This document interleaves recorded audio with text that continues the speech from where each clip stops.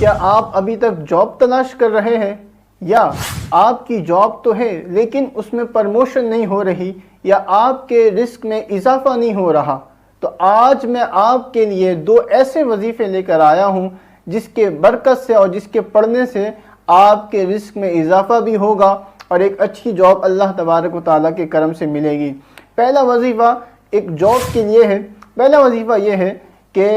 ہر اسلامی مہینے کی پہلی تاریخ سے لے کر 14ویں تاریخ تک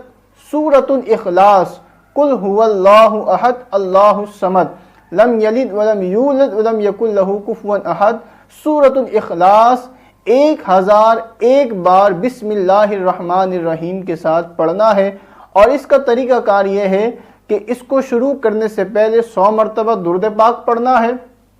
پھر شروع کرنا ہے، اور جب یہ ختم ہو جائے تو 100 مرتبہ درود پاک پڑھنا